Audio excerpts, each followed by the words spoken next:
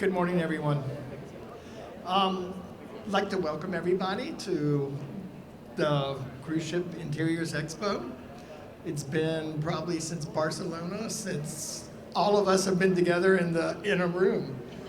In the flesh, right.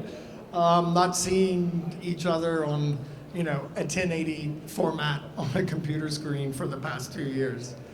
Can't believe how long it is. I have like a question, who out there thought in the beginning of this pandemic that you bought all kinds of different masks, hoping they would become your fashion accessory, but now you've resorted, like me, to buying boxes of the blue surgical mask? Come on, let's see the hands. The other thing is, I think about, for me, travel has become sort of a new experience.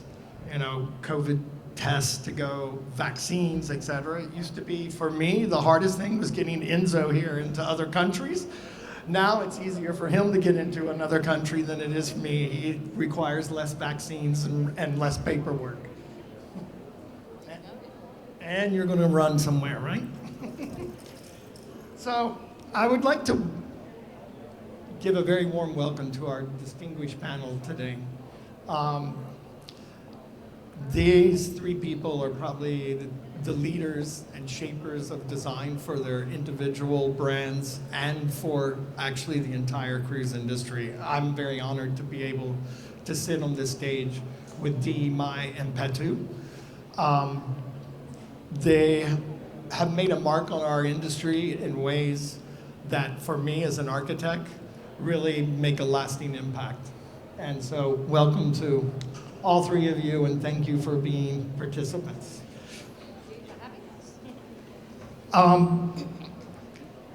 The first question that I really wanted to sort of pose to each one of you is really about when the pandemic happened, and I really don't want to dwell on this too much. I really want us to focus on the way forward.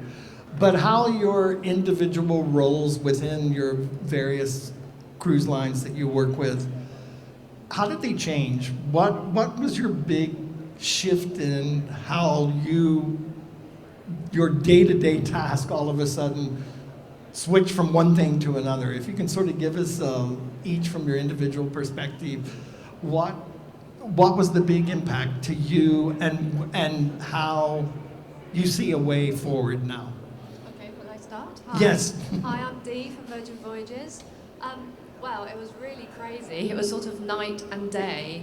Our first ship, the Scarlet Lady, was delivered on the 14th of February 2020. So there we were, bringing our ship into service, taking her to the UK, doing press events, doing test sailings, just learning our business and still making sure all the furniture was in the right place and all the staging was done, and just pulling everything together to launch the ship. And then as the Scarlet Lady was sailing from Liverpool to New York, COVID started to happen, and we went from this frenetic craziness of delivering our first ship into service into quietly taking our ship to Miami, disembarking the test sailors that were on board and trying to get our crew home. So actually, I think for me, it went from being very much an architect and designer and,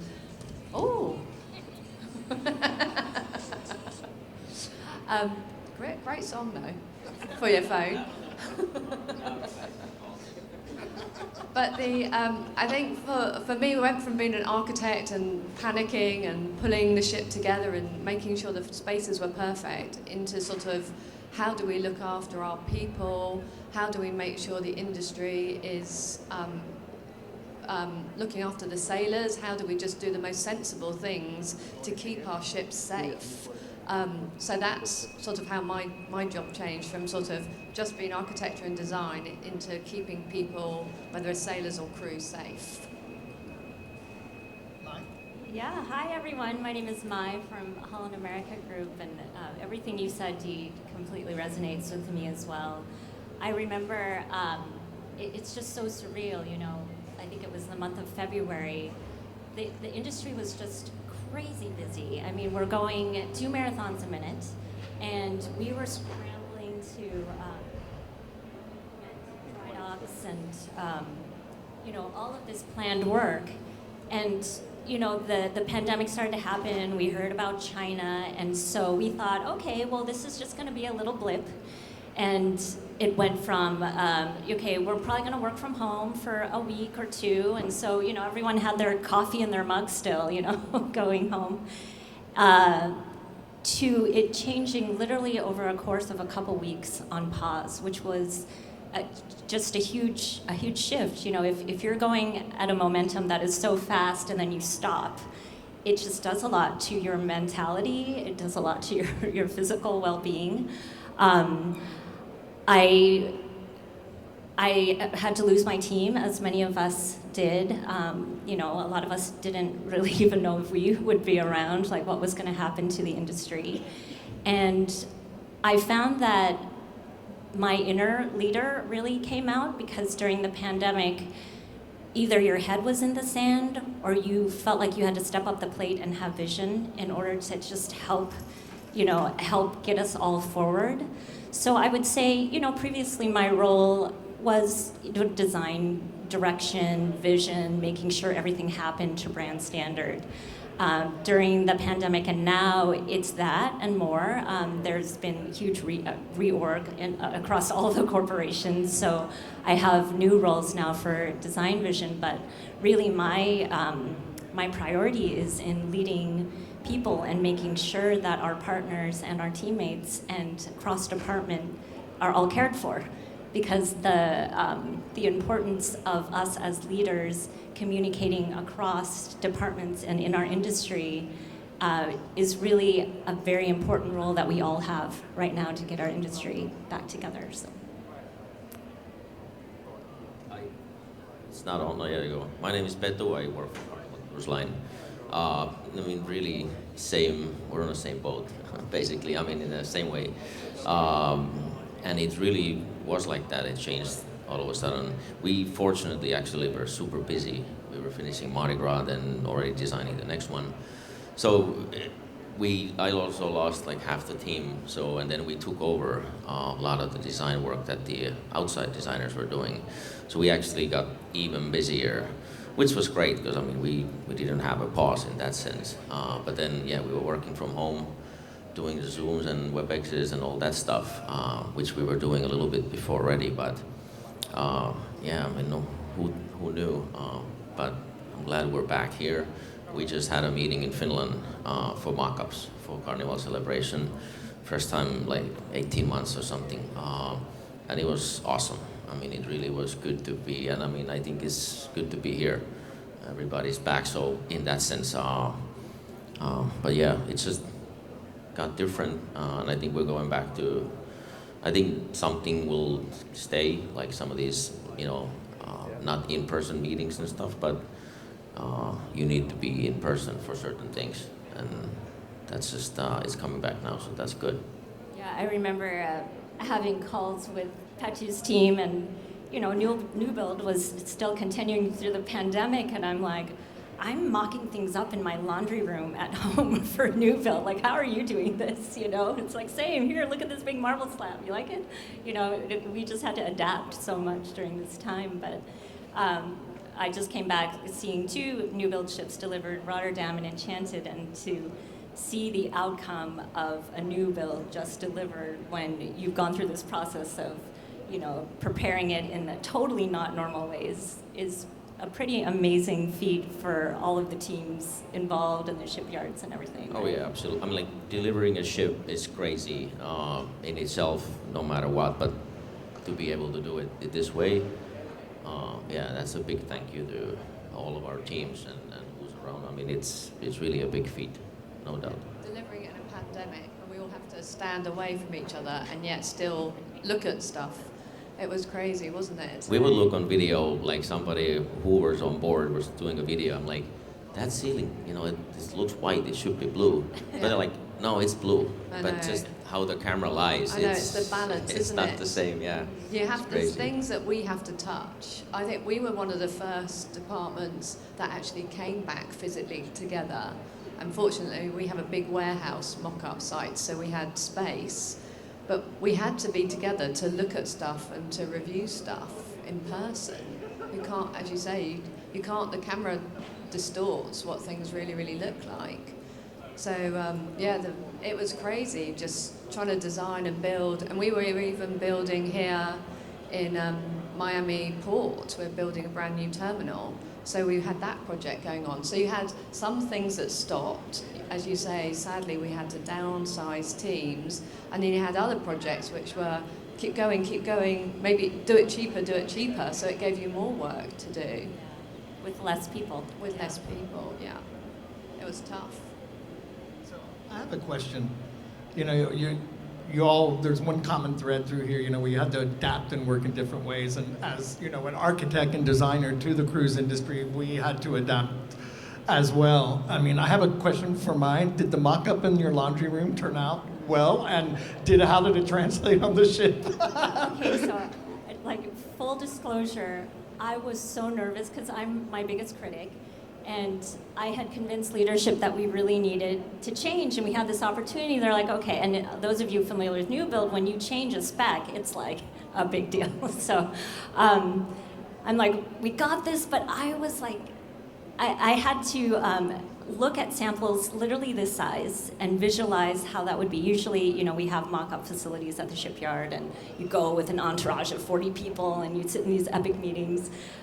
Between my laundry room and then being able to have access to our building and have this special little corner where facilities took a bunch of toilet tissue boxes because they had a lot of toilet paper, you know, the volume, because no one was in the building. They helped just modular mock-ups, and it was just all visualization, a lot of videos. And I saw the ship last week for the first time, and I was like almost crying because I was just so happy that it turned out. It worked out, and I would have been the first person to be like, oh, you know, okay, well, we tried, but whatever. But, you know, it was okay. So it kind of made me think this could be an interesting new normal as well, you know, with this remote working, and then we can possibly hire people from around the world and, you know, collaborate in different ways. So I was really happy with the outcome. Thanks for asking. I was very curious. You know, one of the things that I was thinking about through this whole pandemic was sort of this camaraderie that began to happen between all the cruise lines. You know, we traditionally it's always, you know, been sort of rivals, but all of a sudden the industry just came together. I mean, one example was the Healthy Sail program with Royal Caribbean Group and Norwegian Cruise Line Holdings, and there's many more examples of that people are probably not even aware occurred, or conversations between, D and somebody and some other MSC, that nobody even was aware happened, of how we were all working together. Can each of you sort of take a minute and talk about those kind of experiences and sort of let people know what occurred that maybe was really behind the scenes that nobody was aware was actually happening, and how it's really changed us as an industry going forward?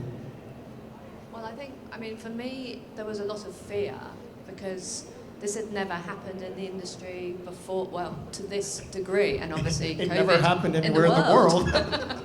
So, but probably my airline background helped, because airlines are much more used to crises and indeed sort of pandemics across the world. So I think that sort of belief that there was people that were very intrinsically worried about the business coming back, and I think there were other people that were like, we know it will be back. We know this industry is loved by the customer, and people, love cruise holidays, cruise vacations. So, but we know we have to go through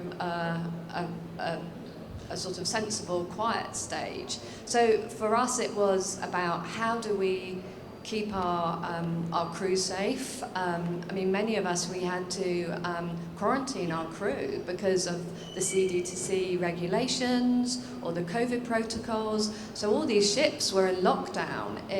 So the normal sort of state of managing and maintaining a ship had all stopped. So it was crazy. It was all like new, you know, and people were worrying about, do we have to create restaurants with bubbles in the restaurants? You know, all the things that we were seeing in press for the ground, people were thinking about, do we need to do that on board?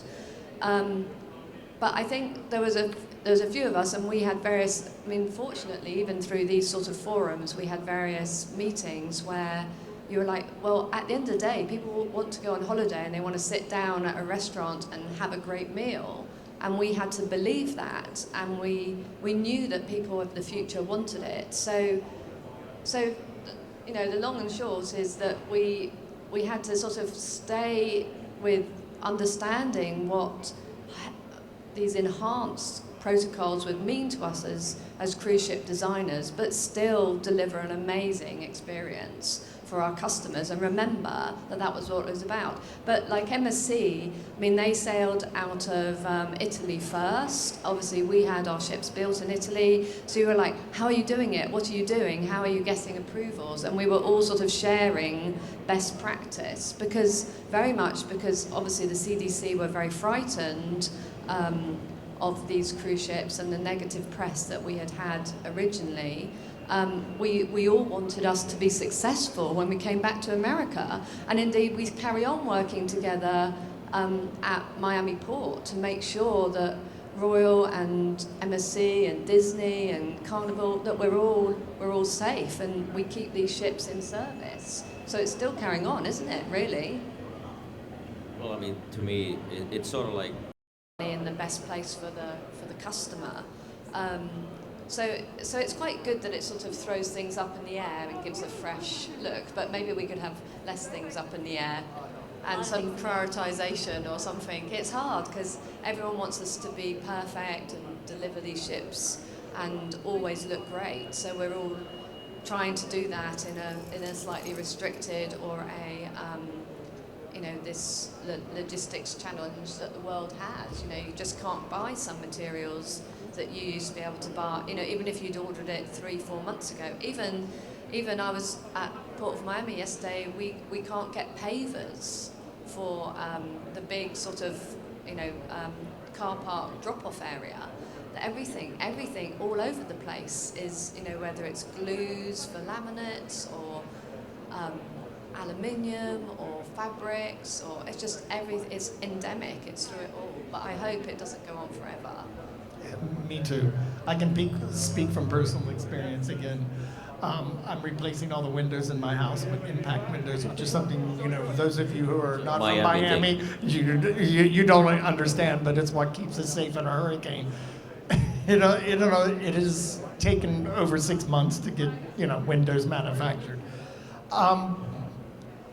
I'd like to take this time now to open up to the audience. If there's any questions or comments from anyone for our distinguished guest and panelist up here. If there's a microphone, I think, floating around on a stand. So if you raise your hand, if you have any questions or comments. Greg, as we're waiting, I just had this thought when you were asking about how do we handle so much more, and I've found myself saying a lot the term divide and conquer, because I feel like what the key to the success of these outcomes is really about diversifying our skills and figuring out where everyone's strengths are, and not to stay in your lane. Like, you really need to merge lanes in ways to help, with the peak of the needs, and work together to get the outcome the way that you need it. And so, we're all strapped, thin, right? But we all have talents and abilities that are strengths, and we all have weaknesses that someone else has strengths. And it's really important for us to divide and conquer and distribute what we can offer, so that we can all get back. It's funny that you say divide and conquer. My colleagues that are in the audience know I say that exact same phrase all the time, because I think it is, right? It's a unanimous catchphrase for all of us. So back again, any questions? if you can raise your hand if you have a question or comment, or we can just keep blabbing away up here. See, We don't I mind. told you we should have hired questionnaire Right. people. You know, or We your didn't. team is there, my team is there. Like, come on, like a little, Yeah. like a good question. Right. Once somebody has, there's one there, and there's another one here. Okay. Where's the problem? I apologize if I'm not seeing you straight away because There's one here. these lights are very glaring for us. Hello, everyone. So my question is really more in the crew side. Have you found the same phenomenon that's happening land-based where, you know, your crew had to step away from their jobs for, you know, X period of time, and then now they're coming back to positions, and maybe during this hiatus they took other jobs or went back to their families, found different priorities? What are you finding when you're in the process of bringing back the crew to your vessels? Yeah, very much so. I mean, people. What was the point of paying rent in Miami, especially if you were sort of at the beginning of your career and you could go back maybe and you wanted to stay with your parents or your friends. So we had a lot of people go home, wherever home was, all over America or even over the world. And as you say, and even I was talking to someone about it the other day, rent prices down here, everyone wants to live in Miami, so all the rent prices have gone up. So it's really hard for people. So I think businesses have had to be more flexible.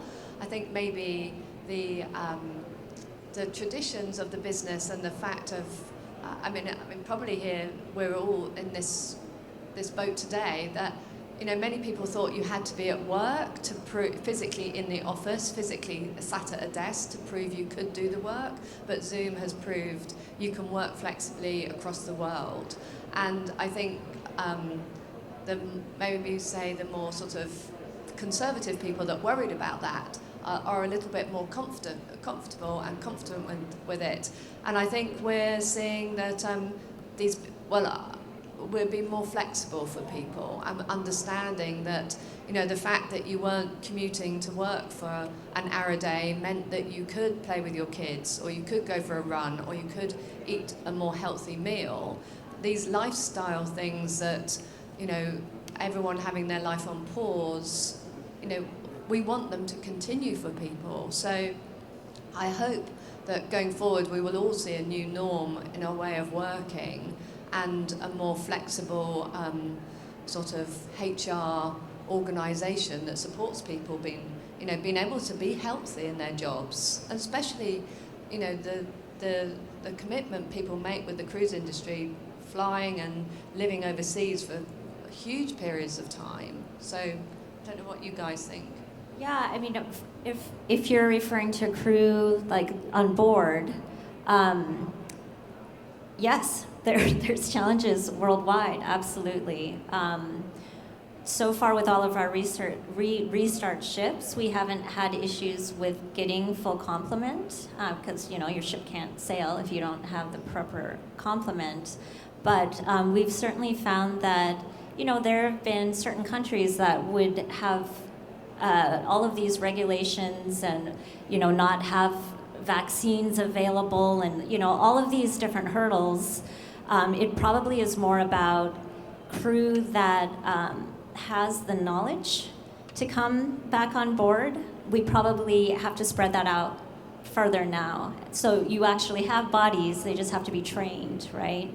I know on land-based, they can't even find the bodies, or, you know, logistics, they can't even find the drivers. But yeah, I mean, the reality is every industry is finding that, right? And I mean, the logistics of it just is one issue. Like, we had ships come to Miami because it's easier to bring people to Miami, and they take crew on board, and then they go, you know, wherever the home port is. To Europe because of that. It was easier to get people into Europe on ships. But as you say, getting COVID vaccinations for crew, you know, some countries are very able to vaccinate their people, but others aren't. So we've had to help and support the crew. So all those new challenges that we're bringing in. So much. Hi, Andrew Brown from S&C. Working in the creative industries, long term, do you see there being a remote arrangement with your staff and your teams working? Is that something we see long term as an investment, or are you keen to get everyone back together collaborating in person? I mean, at least on our side, we've been back in the office quite some time already, but we are flexible with it, because it does enable to do that. But I mean, we're mostly back, and I mean, there's certain things that, I mean, in certain industries, you can do fully remotely, but like in our industry, I just came back from Finland from a mock-up meetings, which you can't do that without being there. So there's certain touching materials, photos lie. So there's certain things that you do need to do it. And also, if you're like starting up a design project or something, just sketching on a paper together, you ain't doing that remotely. And we had somebody actually demonstrated like a virtual mock-up. So you put the goggles on and it was cool. And I think maybe in 20 years that's gonna be. But like we were looking at like a chandelier. Like light is a very special element in that way that you cannot really do it virtually. So certain things, but I think just to have the flexibility is great. People with kids and stuff, if there's something you can do and work from home that day, and that we learned that it worked really well, which I think is a great learn from this all. I would say flexibility. You've got to do both. You've got to be able to come into the office and allow people to be remote. Sometimes you need the quiet to focus, and other times you need to be together working it out. So I think we are going to be more selective, probably, of what we're going to be doing, mock-ups, in person versus virtual, because the reality is, the world is changing. For example, our offices, we have headquarters in Seattle and Santa Clarita for the brands.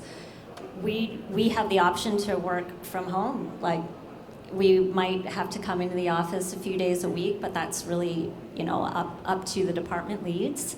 So what that means is we're stuck in a lot of video calls within our own team members, so where we would naturally have a 3-hour block to do design, it's, or someone would just chat with you over a coffee break.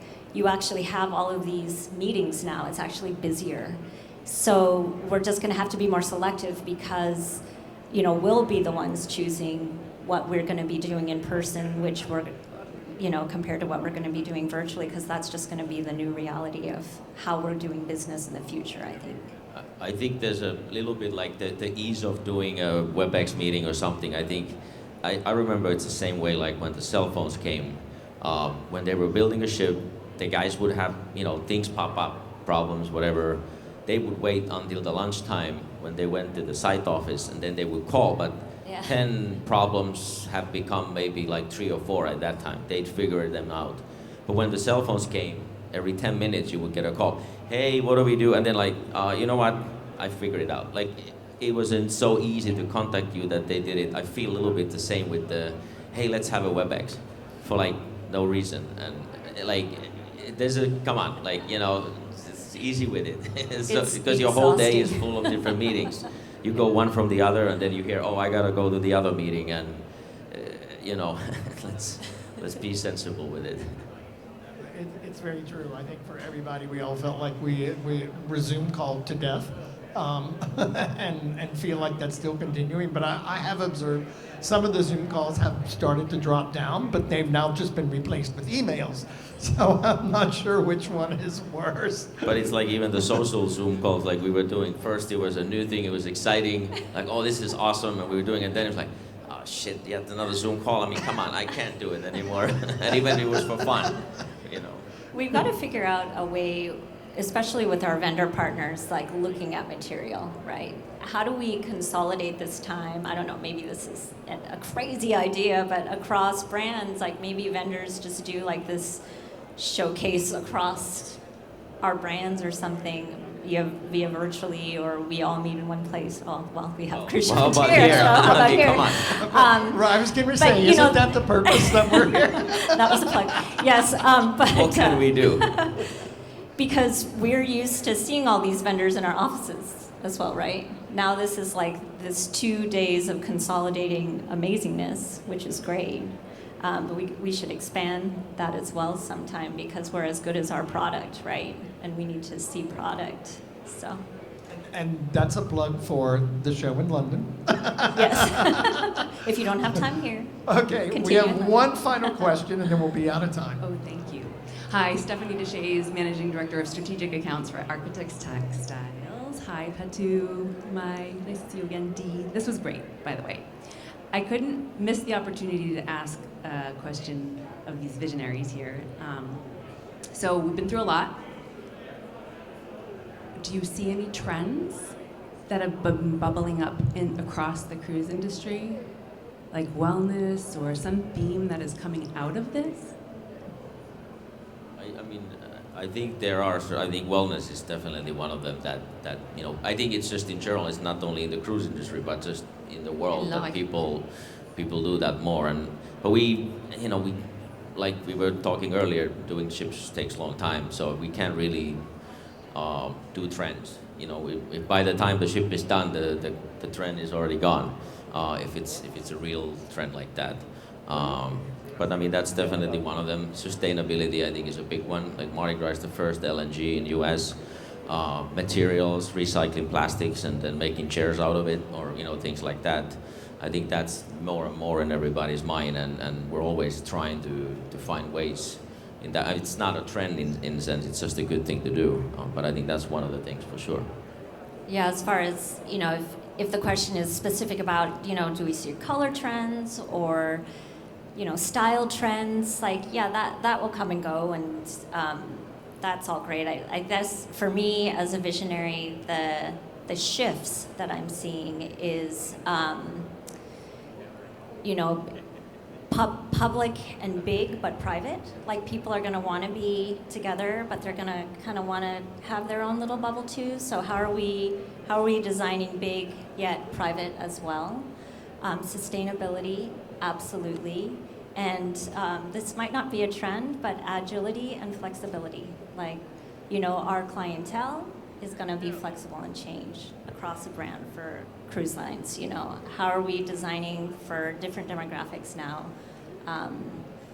Yeah, it's just, what do you think, Dee? Yeah, well, I'm building on the sort of, I mean, as a non-cruise expert from whatever 7 years ago, you know, the hygiene standards, the quality of sanitation that's happening on ships. I mean, compared to a lot of my team were land-based people like myself, and you know, the standards are tremendous on ships. So I think keeping ships safe and then echoing that flexibility for these things will happen going forward in life, and people do want to have mass events but equally smaller events, and making sure the ships give that flexibility and choice but still in a safe way, whether we're in a, you know, a crisis situation or hopefully we're in a, you know, a more normal situation going forward. So I think these ships have to be flexible, and they have to give people choice so that they're comfortable on their vacation and having a great time. Yeah, absolutely, the new normal.